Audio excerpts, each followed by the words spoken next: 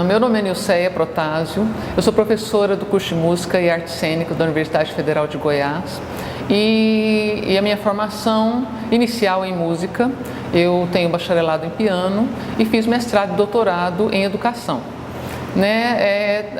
Essa articulação que consegui fazer entre música e educação me deu um olhar diferenciado para a música nos diferentes contextos. Propriamente para o ensino de música, eu olho de maneira mais clara e ao ver as transformações nas formas de se apropriar da música, nas formas de aprender música, dos novos hábitos musicais que estão se criando na atualidade, eu tenho algumas questões, algumas inquietações e creio que essas inquietações são de todos nós. Essa disciplina voltada para a cultura digital juvenil, ela é muito apropriada, sobretudo no contexto universitário. Eu convivo com jovens, com a juventude no dia a dia, a minha vida particular também tem uma proximidade grande com os jovens, por ter 2 filhas jovens, então por eu ser de outra geração, eu vivencio dia a dia esse descompasso que muitas vezes é percebido por todos nós entre a juventude e entre as gerações anteriores. Alguns estudiosos têm se dedicado ao estudo dessas transformações sociais e, sobretudo, nas comunicações, nas tecnologias da informação, e acredito que o professor, em sala de aula, vivencia a cada momento essas transformações. O que é muito comum, a gente vê, hoje ninguém vive mais sem seus aparelhos celulares, e compartilho com alguns colegas esse desconforto muitas vezes de estar em sala de aula e o aluno chega com o seu aparelho celular e durante a aula ele toma a liberdade de mandar suas mensagens, enfim. Ele, ao mesmo tempo que ele está conectado ali, ele olha para o professor e ele tenta atender às 2 demandas. E naquele momento nós nos perguntamos, enquanto professores, se é possível alguém conseguir prestar atenção em duas coisas diferentes, E para a minha geração de professores, isso causa uma certa inquietação no momento que nós vemos no nosso dia a dia os jovens com os hábitos, seus hábitos de comunicação, o que muitas vezes, para alguns, isso compromete a atenção e o nível de comprometimento desses jovens com a educação, com aquela disciplina que está sendo ministrada. Creio que com essas reflexões iniciais, nós podemos nos dar conta, mais uma vez, do quanto o mundo tem se transformado e as relações com o conhecimento e com a relação professor-aluno tem se modificado. O outro aspecto interessante também, além, já que estamos no contexto de sala de aula, no contexto da metodologia do ensino superior, que é um dos focos dessa disciplina, e portanto é oportuno pensar, no que se refere à apropriação também das formas de corresponder às expectativas do professor ou às demandas daquela disciplina. Então, o que nós temos visto no dia a dia de sala de aula e no contexto do ensino superior, são esses comportamentos que nos fazem pensar o que é essa cultura digital juvenil, como esses jovens têm se relacionado, como eles têm se comunicado, como eles têm se expressado. Então, com essas questões iniciais, eu pretendo abordar alguns aspectos referentes à cultura digital juvenil. No âmbito da educação musical, tem uma pesquisa feita por Helena Silva e ela pesquisa entre a juventude como os jovens se apropriam das músicas que ouvem. O que eles pensam sobre essa música e como eles usufruem dessa música. Eu tomo a liberdade de ler um trechinho e gostaria que vocês acompanhassem o diálogo. Foi uma pesquisa de campo, então ela entrevistou alguns jovens e esses jovens vão dizer para nós como é a experiência deles com relação à audição musical, como eles ouvem as suas músicas. Então a pesquisadora pergunta para o grupo de jovens: esse tipo de música, ela se refere ao heavy metal, tem que se ouvir muito alto? A Priscila responde: eu ponho no máximo. A outra colega: É legal, ainda se referindo ao heavy metal, porque todo mundo escuta as músicas que tu tá ouvindo. Aí a outra, eu coloquei na janela do meu quarto o aparelho de som e até o vizinho se incomoda porque ele diz que tem muito barulho, não sei o quê. Aí a outra complementa, vem reclamar. Aí a pesquisadora pergunta, quem?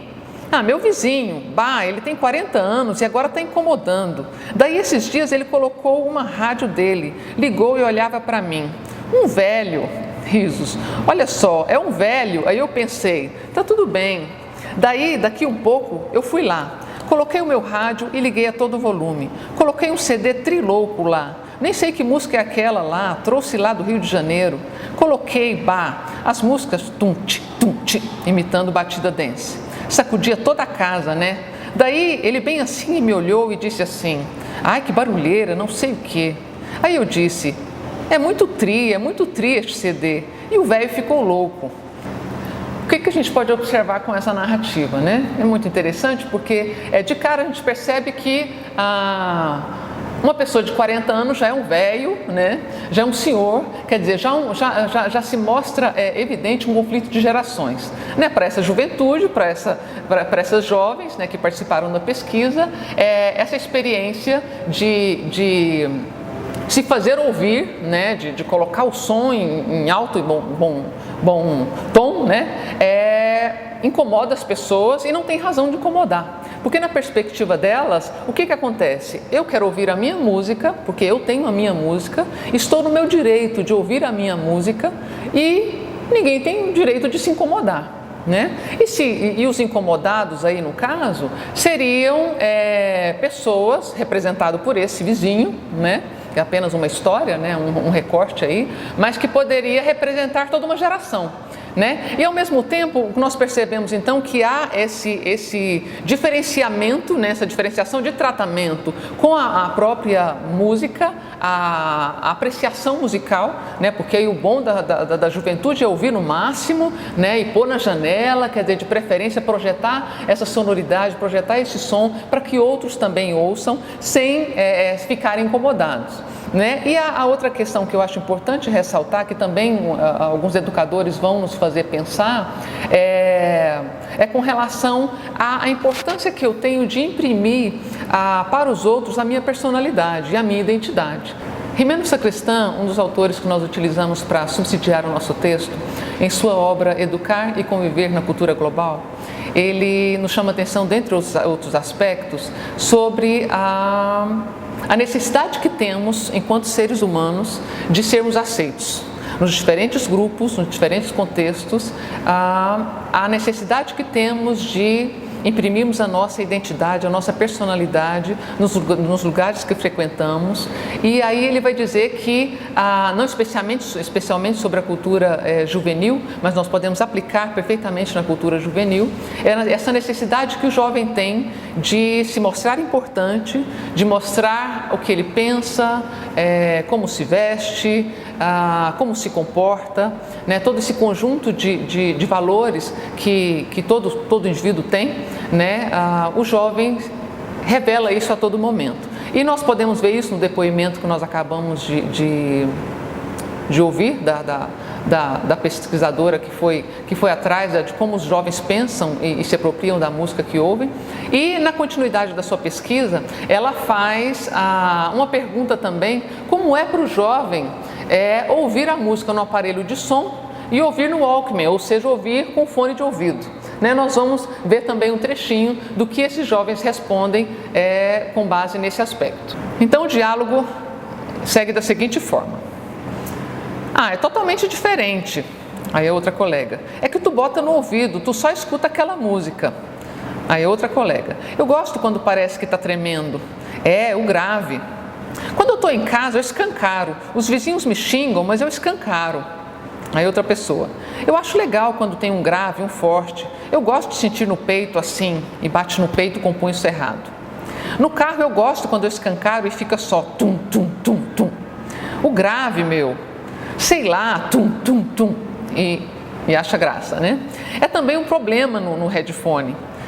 Que problema que seria, né? É que as pessoas estão falando e tu, Então, assim, interessante observar que no caso da música, tão presente na vida dos jovens, Muitas vezes a emoção, né, o sentir a música passa pelo sensorial, passa pelo corpo, e aí de repente o interessante, o agradável, o gostoso é ouvir a música no mais alto som, já que a tecnologia nos permite isso, né? Então a tecnologia me permite que eu coloque o meu fone de ouvido e eu escute a música, como esses jovens bem relataram, vibrando no meu corpo. Isso me gera um prazer enorme, né? E aí também presente na fala está um fenômeno que aconteceu no final da década de 70, no início da década de 1980, com a criação do Walkman. Ou seja, houve a possibilidade que até então não existia de eu ouvir a minha própria música sem incomodar o outro, né? Ou seja, eu ponho meu fone de ouvido, ninguém sabe o que eu estou ouvindo, eu continuo usufruindo dessa música que eu quero usufruir naquele momento e o outro não tem conhecimento, ou seja, eu não incomodo o outro. E a partir daí também o que vem em decorrência disso não é só uma forma de ouvir a música, mas uma forma de viver. Né? Porque a partir do momento que eu me permito colocar um fone e me isolar do mundo, porque na medida em que eu tomo a liberdade de, em determinado momento, colocar um fone e ouvir a minha música, naquele momento eu estou me isolando do meu contexto, da minha realidade. Juarez Dairel, que tem alguns estudos sobre a escola e analisa a escola como espaço sociocultural, em uma das suas pesquisas ele focou o rap e o funk, né, que são dois gêneros da periferia de Belo Horizonte, que foi o campo que ele decidiu pesquisar. E aí, ao analisar esses gêneros, né, no meio desses jovens, ele percebeu que os motivos que levam esses jovens a desenvolver um gosto por esse tipo de música. Porque muitas vezes nós temos um certo preconceito contra alguns gêneros, porque nós desconsideramos que jovens são esses que preferem esses gêneros. Esses jovens revelam, na pesquisa, dentre outras coisas, uma afinidade muito grande com esses gêneros, porque esses gêneros, tanto o funk quanto o rap, expressam aquilo que eles gostariam de expressar na realidade que eles estão. Que realidade que eles estão? Muitas vezes uma realidade com condições precárias, com uma vida financeira difícil, né? E que sofrem alguns preconceitos, inclusive por causa disso. Então esses jovens veem nesses gêneros musicais uma maneira de se expressar própria, ou seja, uma linguagem que diz muito respeito ao que eles sentem e ao que eles vivem. E aí o autor, em um dos trechos da sua obra, vai nos dizer o seguinte: ao narrar o cotidiano da periferia e seus problemas numa poesia clara e direta, os jovens passam a se identificar, vendo nelas uma forma de elaborar as próprias experiências vividas. Alguns deles se sentiram estimulados e descobriram seu potencial de escrever rimas, desenvolvendo por meio delas uma interpretação poética da própria condição em que viviam. E aí, seguindo nessa vertente, uma pesquisa realizada por Cunha nos trouxe também um dado interessante, que atualmente cerca de 50% dos jovens ouvem música pela internet, né? Isso é um fato que nos faz pensar que a música ela não é apenas ouvida como música, como uma única linguagem artística, porque a música na internet ela está articulada, ela está associada, na maioria das vezes, com vídeo, né? Seja no YouTube ou outra fonte, mas o que a gente percebe é que os videoclipes têm se tornado uma prática, né? Usufruir dos videoclipes, apreciar videoclipes é uma prática muito comum no meio da juventude. E aí a pesquisadora Cunha, dentre os dados que ela coleta, ela faz uma pesquisa entre alunos, né, acadêmicos de um curso de música, e pergunta a esses acadêmicos o que eles veem, o que eles veem em termos de música, de encenação, de parte de cenário, de cênica, num videoclipe, e o que eles podem dizer com base num vídeo. Ela vai passar um videoclipe específico, que é o da Lady Gaga, que foi dentro um levantamento que foi feito em 2013, foi o vídeo mais assistido. Ela pegou esse vídeo e foi perguntar aos jovens o que eles acharam desses vídeos. E eu gostaria que a gente refletisse um pouquinho, com base em uma resposta de um dos participantes da pesquisa. Então, um dos relatos diz assim: Uma música que, observando o que diz respeito à complexidade sonora, ela é muito simples e pobre. Porém, ao olharmos o clipe, percebemos que ele é repleto de simbologias e mistérios, além de uma forte produção artística e grande investimento no clipe. Não podemos deixar de comentar o sucesso dessa música, por mais que uma pessoa não tenha parado para ouvir essa música. Dificilmente ela nunca teria ouvido trecho qualquer da mesma. O vídeo tem hoje mais de 453 milhões de acessos. Na primeira vez que vimos a letra da música, pensamos que se tratava de uma mulher que estava apaixonada por um homem e que, por mais sofrido que fosse, ela queria viver esse romance ruim com ele. Nos pareceu uma mulher submissa, já que esse homem transmite uma imagem de poder. Porém, após revermos o clipe e analisarmos alguns pontos, chegamos a uma ideia diferente do que está querendo ser mostrado por ela, pois percebemos que há uma grande diferença entre apenas ouvir a música e assistir ao clipe.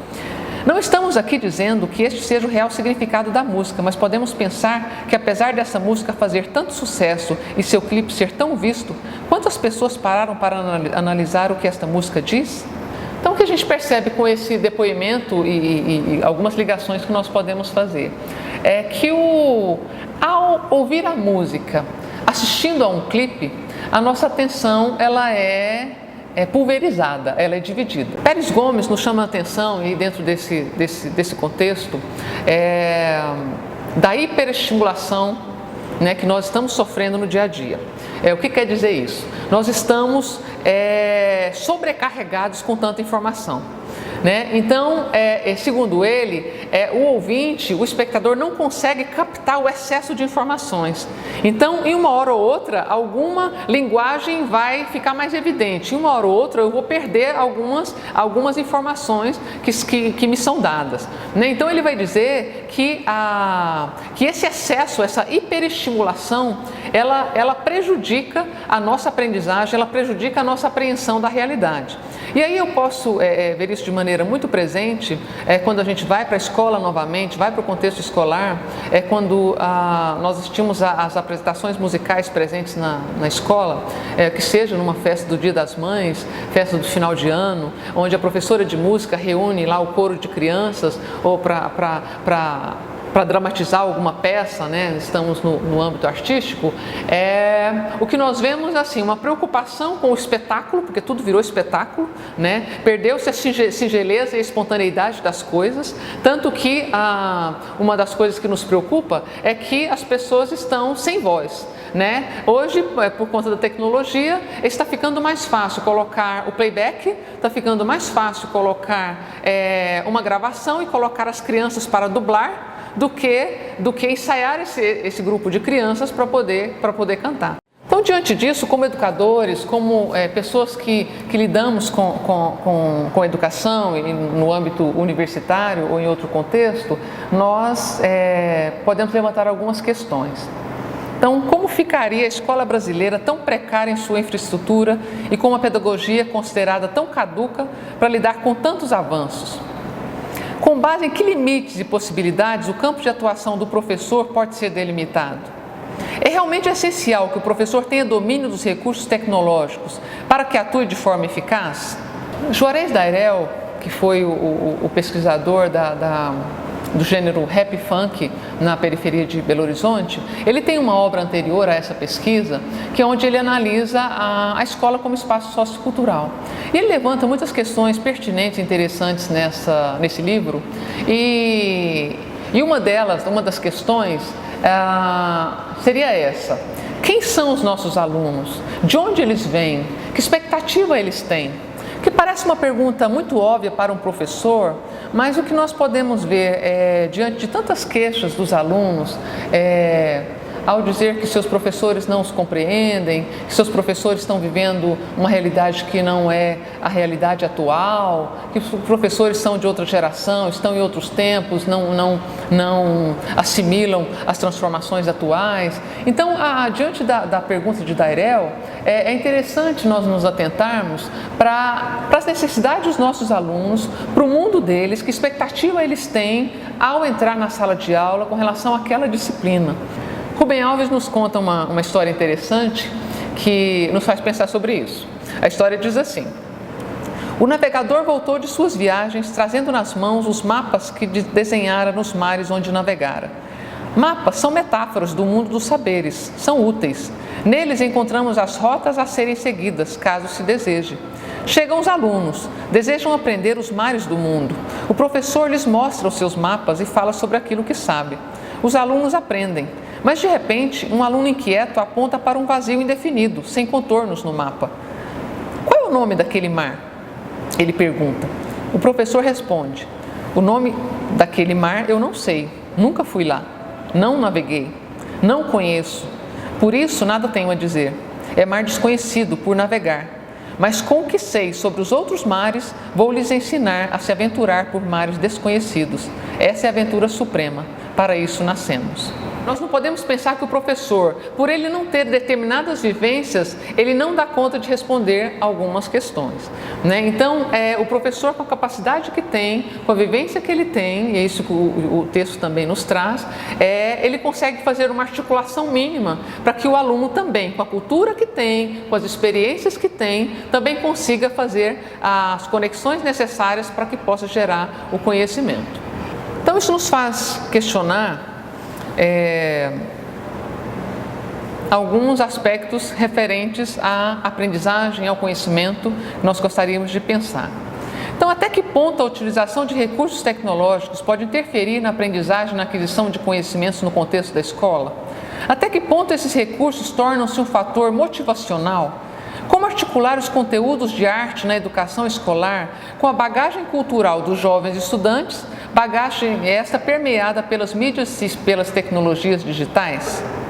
Durante muito tempo, acreditou-se que a escola necessitaria, para ser uma escola do tempo atual, ela necessitaria ter um laboratório de informática, ela precisaria instrumentalizar-se da melhor forma para que o aluno não sentisse esse distanciamento entre a sua realidade fora da escola e a sua realidade escolar.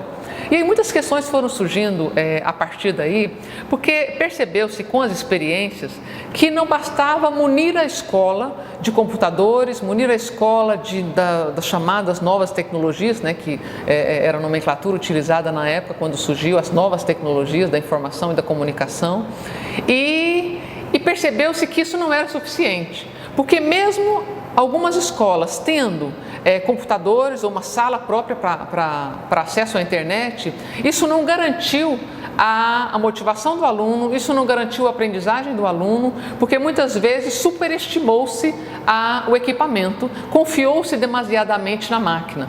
E aí tem a historinha da centopeia, também contada ou relembrada, porque essa história, na verdade, ela vem de longa data. Rubem Alves, em seu livro, também nos relembra dessa história da centopeia, que é muito pertinente nesse contexto, que a centopeia nunca tinha pensado até então como ela andava, né? E o gafanhoto um dia perguntou para a centopeia como que ela se virava com 100 pernas, né? Como que ela fazia para administrar o movimento das 100 pernas e sair do lugar.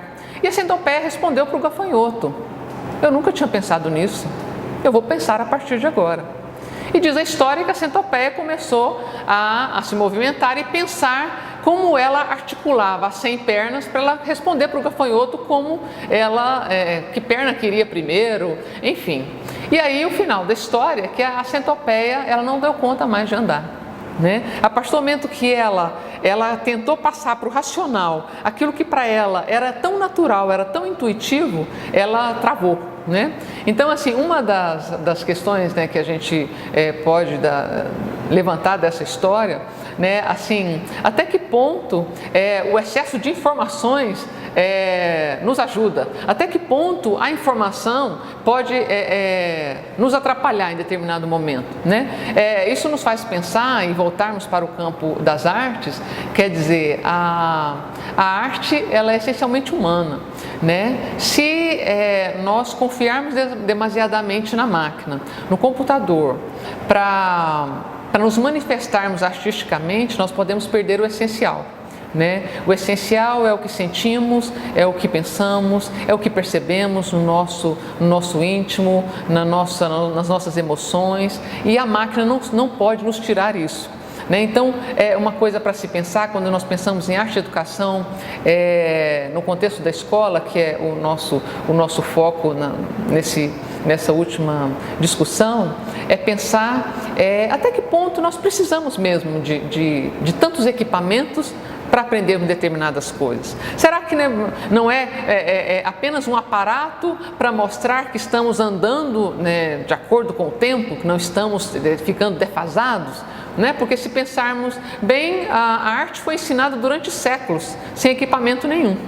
Né? E é interessante observar que a geração de agora é a geração que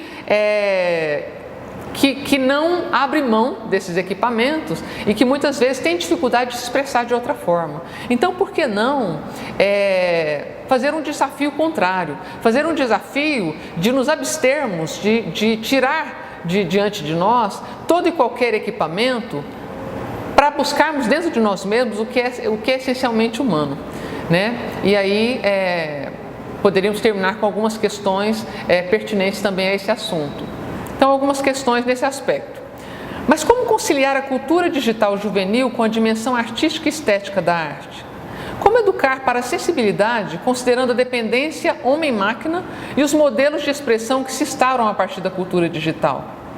O que o professor e a escola precisam transpor para não segregarem a cultura digital juvenil, para desenvolver uma postura crítica e questionadora no estudante, de forma que ele consiga articular os saberes da cultura digital com os saberes advindos da experiência da criação e apreciação artística? Creio que nós estamos diante de um convite que podemos dizer interativo, para não cairmos na armadilha da passividade, né, do simples espectador, que não interage, que não se sente com a capacidade expressiva, criativa, né, artística presente em todo ser humano. Então, creio que abordar sobre a cultura digital juvenil é pensar na nossa própria história de vida, né, independente do contexto em que nascemos, em que vivemos, são transformações presentes na sociedade atual que nos afetam diretamente. Independente de sermos professores ou não, como indivíduos que somos, que vivemos socialmente, nós precisamos refletir sobre essas transformações.